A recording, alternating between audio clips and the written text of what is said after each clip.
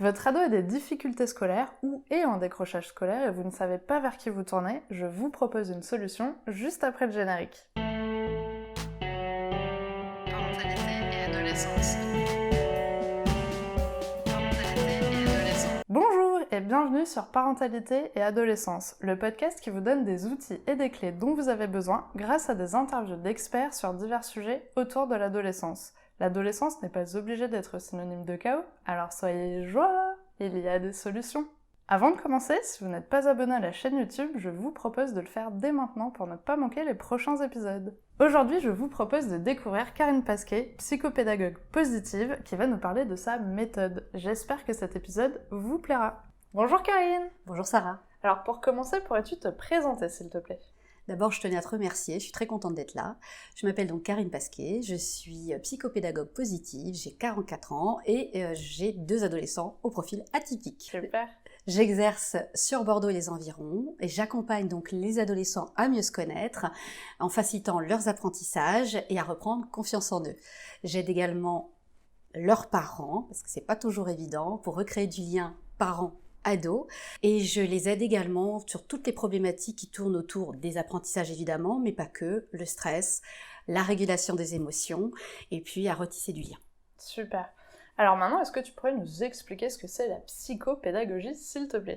Alors la psychopédagogie, c'est avant tout une méthode orientée solution. D'accord. Elle intègre des principes de pédagogie et utilise aussi la psychologie positive. Grâce à ça, on va pouvoir aider les adolescents notamment à reprendre complètement possession de leurs apprentissages, les mettre vraiment au cœur de leur savoir-faire pour pouvoir retrouver confiance en eux, les aider sur la méthodo, sur l'organisation, la mémorisation, peu importe selon les besoins. D'accord, c'est génial. Alors, ce mois-ci, on parle du décrochage scolaire et j'aimerais savoir en quoi la psychopédagogie peut aider du coup un ado qui est dans cette situation. D'accord. Alors, juste un petit rappel sur ce qu'est le décrochage scolaire. La définition officielle, c'est abandonner les études sans qualification ni diplôme, souvent dans le secondaire. Aujourd'hui, on constate qu'en France, c'est beaucoup plus précoce, parfois même au collège.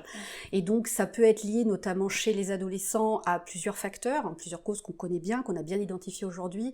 Notamment, ça peut être lié à un environnement peu stable, voire défavorisé, des comportements addictifs, et là je vais pas me faire des amis au niveau des ados, notamment les écrans, et oui, les réseaux sociaux aussi, le fameux FOMO, je sais pas si vous connaissez, le Fear of Missing Out, j'ai loupé une notification, c'est le grand drame. Ouais. Ça peut aussi engendrer des comportements compulsifs, de la mise en danger de soi et des autres. Il y a également le harcèlement scolaire, les redoublements, la pression familiale, bref, tout un tas de facteurs qui vont amener l'adolescent à penser que il est dans un milieu hostile. Vis-à-vis des établissements, ils sont pas en reste non plus. Parfois, manque de moyens, manque de sécurité, pas la possibilité non plus de proposer de la pédagogie suffisamment développée, voire peu diversifiée. Enfin bref, quelque chose qui est pas très cool pour eux. Donc ça fait pas sens. Enfin, on va aussi parler des problématiques d'apprentissage, puisque c'est un petit peu mon cœur de métier. Et là, on va parler clairement des troubles 10, qu'on connaît bien maintenant. TDAH, donc les troubles de l'attention avec ou sans hyperactivité. Les TSA, les troubles de la sphère autistique. Et enfin, les besoins particuliers de nos chers atypiques, mais aussi de nos Asperger. D'accord, super, merci beaucoup. Alors du coup, la psychopédagogie, comment elle va aider justement ce jeune ? La psychopédagogie, elle vise essentiellement à l'épanouissement et l'autonomie de tous les apprenants. Donc, elle va aider à prendre conscience des comportements néfastes qui nuisent aux apprentissages. Et on va aider en fait l'adolescent à changer de regard sur lui-même. C'est vraiment le premier principe. D'accord. On va tout d'abord restaurer l'estime de soi. On va travailler aussi sur toutes ces problématiques personnelles qui vont encombrer, qui vont le bloquer pour avancer sur ses apprentissages. On sait, les études ont démontré que l'impact psychologique et cognitif chez un enfant était important dans la qualité de son engagement scolaire. Et c'est encore plus vrai à l'adolescence. On sait que tout ce que je viens d'énumérer tout à l'heure sur les problématiques qu'il rencontre, à un âge où c'est compliqué, en plus les hormones s'affolent, donc là c'est pire que tout, les parents sont pas en reste, donc ils ont une vie qui est quand même un petit peu douloureuse. Ouais. C'est une phase, mais c'est douloureux pour eux, et on a tendance à l'oublier. Parce qu'on peut être exigeant, parce qu'en tant que parent, on a besoin de choses qui ne sont pas forcément celles dont ont besoin nos adolescents. Donc, on va leur expliquer comment fonctionne leur cerveau. Ça a l'air idiot comme ça, mais en fait, ça va les aider à comprendre très rapidement et à prendre connaissance de leurs forces et de leurs faiblesses. On sait, aujourd'hui, grâce aux neurosciences, qu'un cerveau se développe jusqu'à 25 ans pour être optimum. Et on sait aussi que l'apprentissage, c'est de la répétition. On ne peut pas apprendre sans répétition. Exemple, si on ne fait pas ce travail de répétition systématique, ça ne s'ancre pas, ça ne s'intègre pas. Et du coup, on peut oublier entre 50 et 80% de ce qu'on a appris en une seule journée. Oui, moi je sais que ça m'est déjà arrivé de me dire je bosse pour un contrôle, tu passes ce contrôle et puis finalement t'as l'impression que t'as tout oublié, le lendemain c'est fini quoi, tu te souviens plus du tout de ce qui vient de se passer le jour d'avant. Donc effectivement c'est ce travail de répétition qui n'a pas été fait et qui a été fait juste pour une tâche et puis après oublié parce que pas continuer de répéter. Exactement. Et alors ce qui est intéressant, et je pense que vraiment il faut s'autoriser, et à nous les parents d'ados et aux ados, de leur laisser le temps d'intégrer et surtout de digérer la connaissance. Alors, c'est un petit truc, voilà, pour être cool avec ça, on va être très clair, il y a un truc hyper efficace, c'est leur parler de la courbe de l'oubli. Tout simplement, leur expliquer que c'est mécanique. Et puis, comme ça, en plus, on balaye la phrase « de toute façon, j'y arriverai pas, je suis trop nulle », parce que ça, c'est opposition systématique, et ça, soi-disant, ça statue le fait qu'ils n'ont pas envie de faire. Alors qu'en leur expliquant que concrètement, on fait le 4 x 1, 4 répétitions, 1 heure, 1 jour, 1 semaine, 1 mois. Grâce à ça, on optimise justement l'apprentissage ou la connaissance qu'on vient d'acquérir. Et par ce système de dire « je révise après 1 jour », je révise après 1 semaine, je révise après 1 mois, et 1 heure avant, enfin peu importe. En tout cas, sur ces 4-1, on va solliciter le cerveau. Concrètement, on le muscle. Notre muscle, on le muscle et surtout on le booste. Et une fois qu'on aura fait ce travail-là, ça va complètement intégrer la connaissance et donc du coup, l'adolescent, il pourra pas vous dire « je suis pas capable ». Mais non, je sais que tu sais, parce que tu l'as appris et surtout tu l'as appuyé, cette connaissance-là. Et donc elle est intégrée, digérée. Super. Alors maintenant, prenons un cas concret. Comment tu procèdes quand un ado vient te voir avec des difficultés scolaires ? Plutôt simplement. Déjà, on instaure un climat de confiance, un cadre bienveillant, et puis on va faire un état des lieux, le b.a.-ba, sur les difficultés qu'il rencontre, sur aussi des petits nœuds qu'il aurait aimé à exprimer hors des parents, puisque je reçois l'adolescent seul, puis ensuite je fais un point avec les parents. Mais dans un premier temps, c'est pour définir des objectifs précis, complètement adaptés en fonction de ses besoins. Et puis ensuite, je vais proposer une prise en charge en fonction de sa personnalité. Donc on va travailler une fois que c'est ok, on en parle avec les parents, on met en place tout ça, et puis une fois que c'est bon, on lance les séances. Lors des séances, on va travailler selon la demande, ce qui pose problème chez lui, et puis on va s'appuyer notamment sur ses cours, c'est possible, sur les matières qu'il préfère, ou alors carrément sur ce qui l'inspire. Parce que des fois, je suis pas un professeur des écoles, je suis pas non plus quelqu'un qui va lui faire un cours magistral, parce que c'est pas du tout l'objet de la psychopédagogie. L'idée, c'est vraiment qu'il s'approprie ses apprentissages, et donc du coup, on va faire avec lui tout un tas de petits exercices hyper faciles et concrets à mettre en place pour que le mettre en projet et puis le faire passer à l'action. Ça, c'est important. À chaque séance, on va travailler une compétence, on va le valoriser, bien sûr, on va l'encourager à s'exprimer sur ses talents, et puis à lui faire comprendre que finalement, toutes ces acquisitions-là, c'est pas quelque chose qui doit être douloureux. On peut vraiment, vraiment travailler sans être obligé de souffrir. D'accord. Voilà, donc vraiment on aborde les apprentissages de manière complètement alternative, avec des outils ludopédagogiques et avec des techniques assez rigolotes parce que on peut employer par exemple, je sais qu'on en parle maintenant un peu plus, la pensée visuelle, donc le mind mapping qui est utilisé à l'école, de plus en plus ça fait son entrée, ces espèces de cartes mentales qui permettent justement de poser ses idées, de rassembler et puis de synthétiser, et moi j'adore le sketchnoting parce que là on est plutôt sous la forme BD et là ça leur parle carrément. Ok, Voilà. super. Je sais que tu utilises aussi des jeux de société un petit peu, non? Oui, beaucoup. Et ça marche bien avec les ados. Alors, les petits, évidemment, les pré-ados aussi, mais les ados, ils aiment bien parce que du coup, il y a un côté, on le sait aujourd'hui, le jeu, pour apprendre, c'est le top. Pourquoi ? Parce qu'on retient mieux ce qui est ludique. Mais même l'adulte, j'ai envie de dire, il n'y a pas que les ados. Nous aussi, on aime jouer. Et donc, du coup, j'aime bien travailler sur des jeux d'expression. Il y a beaucoup de cartes, beaucoup de jeux de cartes, parce que c'est plus facile à manipuler, surtout pour un ado. On n'est pas non plus à faire des petits dadas, on n'en est pas là. Mais par exemple, on va avoir des jeux de rôle, on va avoir des jeux de cartes aussi pour raconter sa vie. Alors, quand je dis raconter sa vie, c'est un bien grand mot. C'est-à-dire qu'on va aller sur des sujets importants pour eux. C'est ça qu'on va parler de leur vie, de leur environnement, de ce qui se passe à l'intérieur. Et ça va leur permettre peut-être justement de débloquer la parole et puis d'expliquer peut-être des choses qu'ils sont en train de vivre à l'école. J'ai aussi des jeux de cartes pour le développement personnel où là on va plus s'appuyer sur nos capacités, sur nos compétences, sur nos forces, sur nos talents, sur tout ce qui est bien en nous en fait, pour vraiment valoriser tout ce qui fait qu'il est lui. Ça, c'est important pour eux. Parce que finalement, on l'oublie. On l'oublie souvent de leur dire que, c'est bien. Ce que tu as fait, c'est chouette. Ou tu as réussi, c'est trop bien. Et dans les développements personnels, j'ai quelques jeux comme ça que je peux donner. Vous avez Feel Good. Donc là, c'est de l'auto-coaching. Vous avez Totem. Alors ça se joue en famille ou avec des amis, où on crée en fait son totem de force. Okay. Voilà. De qu'est-ce que je suis et qu'est-ce que je vaux. Ça, j'adore parce que du coup, d'un seul coup, se dire, se raconter à travers les autres, parce que c'est les autres qui montent le totem, c'est aussi recevoir finalement beaucoup de bienveillance, beaucoup d'empathie et beaucoup d'amour. Et ça leur manque en fait, parce qu'on est plus souvent, mais je dirais d'une manière générale, et les ados, ils en prennent plein la pomme, il faut le reconnaître, on est plus souvent à pointer du doigt ce qui va mal que ce qui va bien.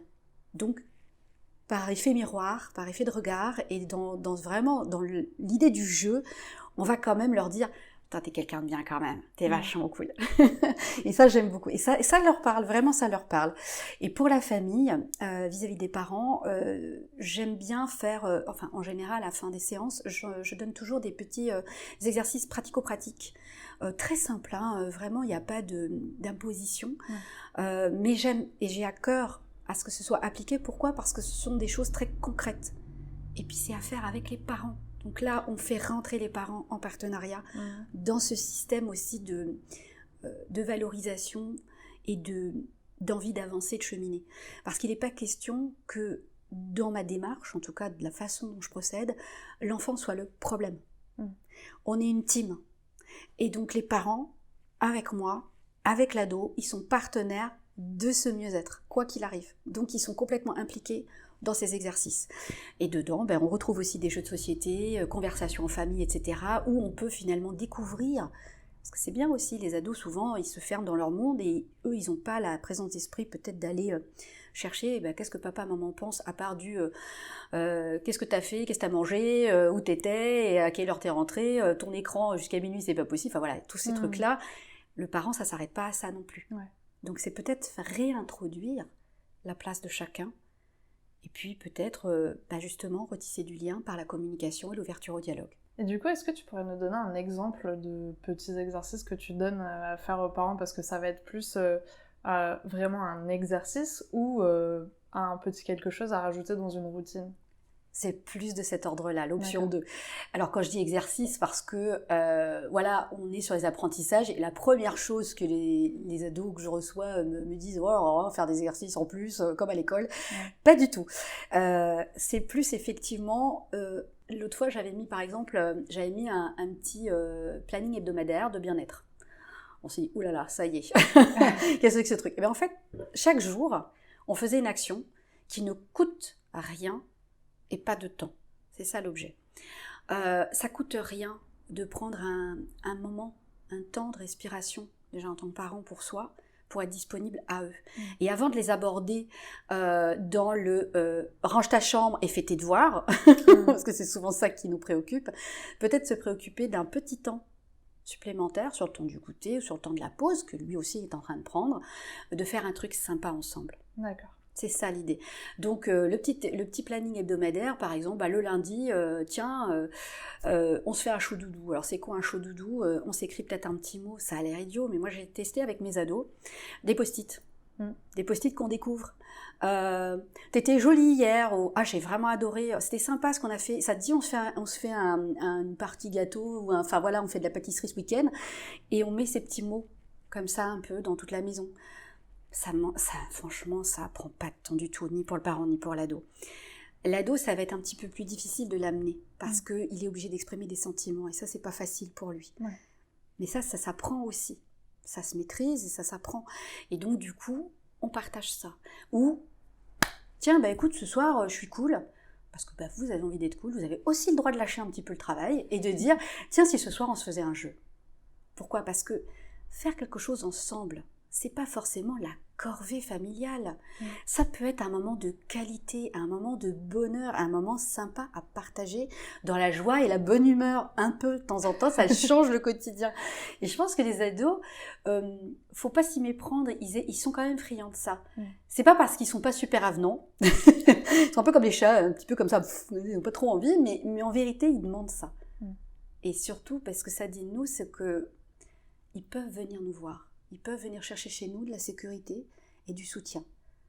Et si c'est juste pendant un moment de jeu, c'est royal au bar. C'est royal pour eux, parce que du coup, ils se disent, finalement, les vieux, ils sont pas si coincés que ça. Alors, tu nous as donné quelques petits conseils déjà un petit peu pour les parents sur les exercices que tu pouvais te donner. Mais maintenant, est-ce que tu as d'autres astuces ou petites choses que les parents peuvent mettre en place pour accompagner leurs ados sur ce fameux parcours scolaire ? Alors en gros, un des premiers conseils, je vais faire un petit rappel, ça part du bon sens, c'est vraiment pas compliqué non plus, ne pas les mettre en double tâche cognitive.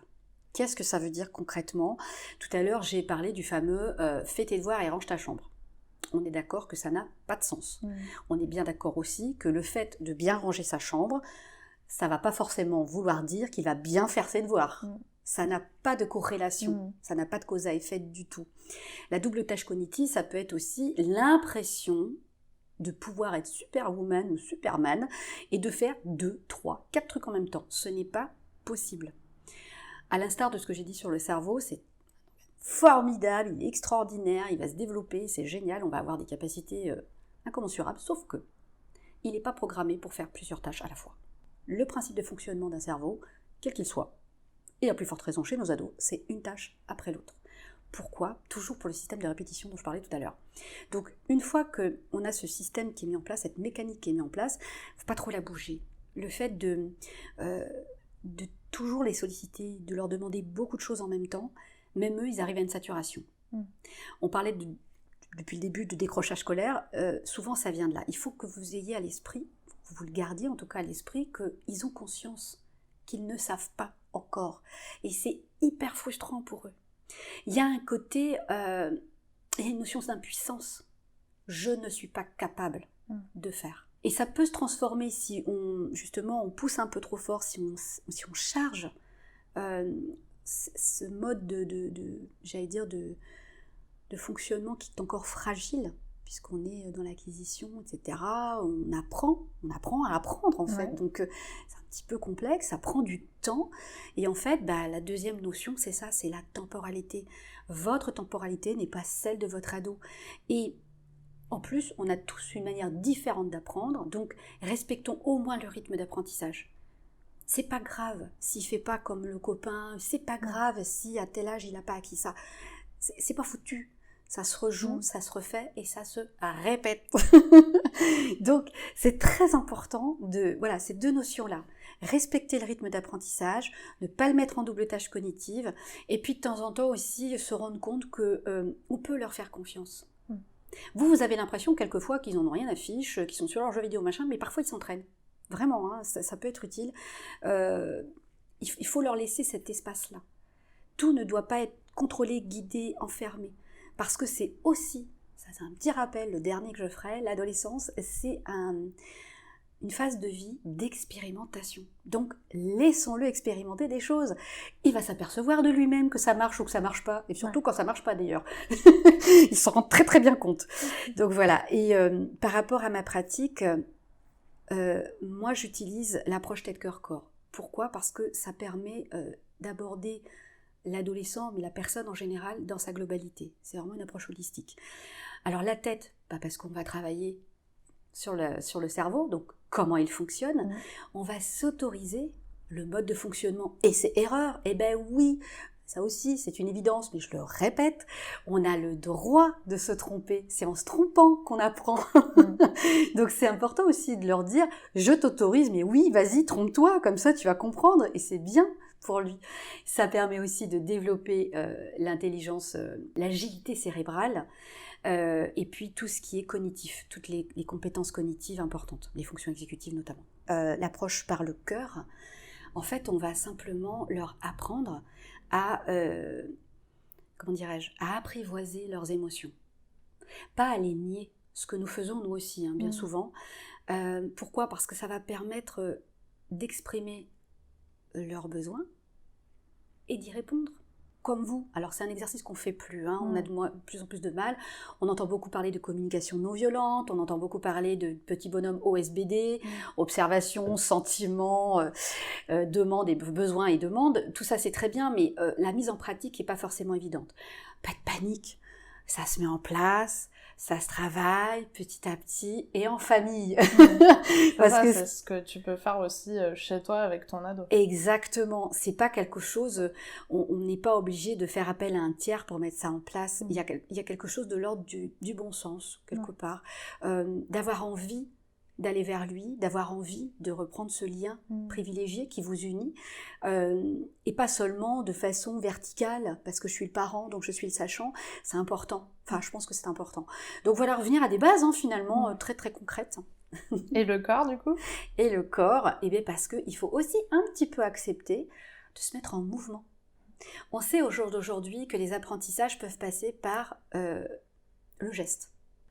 Typiquement, les adolescents ou les enfants qui sont atteints d'un trouble d'hyperactivité ne peuvent pas apprendre sans bouger.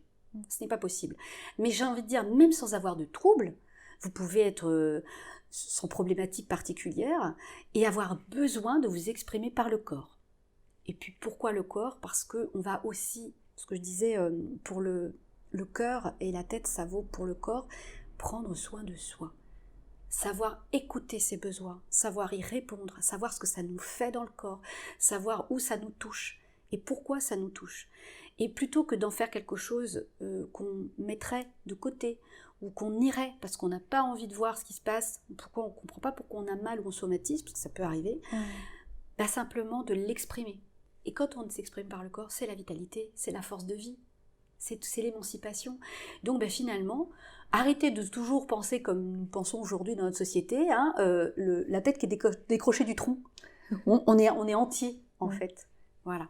D'accord, merci beaucoup. Donc du coup, si je reprends un petit peu, ta méthode, c'est aussi des choses qui s'appliquent du coup à la maison, et le but, même quand tu travailles ça avec l'ado, c'est aussi que le parent le travaille avec lui finalement également à la maison, ce qui peut être un vrai exercice pour le parent qui peut-être lui n'a pas du tout l'habitude en fait de fonctionner comme ça. Exactement. Et du coup doit réapprendre une nouvelle habitude et de le faire avec son ado pour que tout le monde finalement fonctionne bien et que tout se passe bien à la maison. Ouais. C'est bien ça ? C'est pour que ce soit plus fluide effectivement.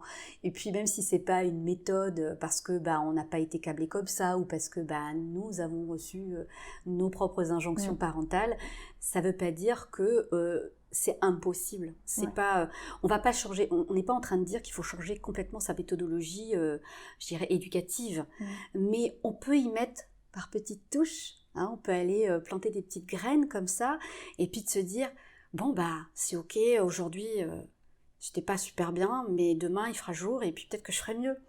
Et ça, ils le sentent très très bien les ados. Enfin, je veux dire, faut pas se cacher les yeux en se disant non, mais de toute façon. Ils comprennent rien, ils n'entendent rien, pas du tout. Et ils sont réceptifs. Simplement, je pense qu'il faut juste trouver le décodeur. Retrouver justement la bonne fréquence pour parler au bon endroit, là où ils sont. Ok. On arrive à la question pour les auditeurs. As-tu un message à transmettre aux personnes qui nous écoutent aujourd'hui? J'aime à croire qu'il y a des ados qui finissent par nous écouter, Ouais. parce que c'est bien aussi quand ils écoutent les adultes, parce qu'on a un peu d'expérience, non je plaisante. En gros, pour les ados, si j'avais un message à leur transmettre, ce serait de dire d'avoir des pratiques efficaces, vraiment. La procrastination, c'est bien, mais pas trop. J'ai envie de dire, ou j'ai envie de croire, qu'on peut procréastiner. Ok. En gros, on peut créer pendant qu'on a ces moments de pause, mais je pense que des pratiques efficaces, de vouloir développer ses connaissances, d'avoir envie, d'apprendre tous les jours, de rester curieux et vif, en gardant un esprit positif, ça va les aider à évoluer. Vraiment, sincèrement, ça va les aider à s'épanouir et à évoluer dans la vie. Pour les parents, si j'aurais un message à vous transmettre à vous, c'est de... Eh bien, comme j'ai dit tout à l'heure, appuyer de temps en temps là où ça fait du bien, hein, parce que c'est chouette aussi qu'ils l'entendent, et puis de toujours finalement leur transmettre, pas la positive attitude, mais du moins quelque chose qui ressort vraiment de la bienveillance et de l'indulgence. Soyez indulgents, parce que qu'ils aient 12, 15, 18 ans, et même plus, ils sont en train d'apprendre. Laissez-leur le temps. Donnez-vous du temps aussi pour pouvoir les rencontrer. Et puis tout simplement, comme je disais, et ça c'est vraiment quelque chose qui est important pour moi, si vous allez bien, eux ils iront bien, vraiment. S'ils se sentent soutenus, s'ils se sentent validés, en général, on a de moins en moins de confrontations et d'oppositions face à ce qu'on veut vraiment leur transmettre. Transmettez vos belles valeurs. C'est un très beau message, merci beaucoup. Alors pour finir, comment pouvons-nous te contacter et est-ce que tu es présente sur les réseaux? Alors oui, on peut me contacter à travers mon site qui s'appelle donc l'Atypique Atelier, ça porte bien son nom. Vous trouverez toutes mes coordonnées pour pouvoir me contacter selon vos besoins et puis de pouvoir échanger si vous avez vraiment des problématiques particulières. Je suis également sur Instagram, sur le pseudo Atypique and Positive. J'ai également un compte Facebook qui parle justement de la psychopédagogie en général et de tous les apports et vous pourrez en tout cas y retrouver tout ce dont je vous ai parlé de façon un petit peu plus pointue. Voilà. Super, en tout cas je mettrai tous les liens en description de l'épisode, Merci. comme ça sera très facile de te retrouver. Et merci beaucoup d'avoir accepté mon invitation sur le podcast, j'espère que ça pourra aider les personnes qui en ont besoin et c'était un vrai plaisir d'échanger avec toi. Plaisir partagé Sarah, merci beaucoup de ton invitation. Merci d'avoir regardé la vidéo jusqu'au bout, j'espère qu'elle vous a plu. N'hésitez pas à la partager auprès d'un parent qui pourrait en avoir besoin. Et on se retrouve la semaine prochaine pour un nouvel épisode. À bientôt!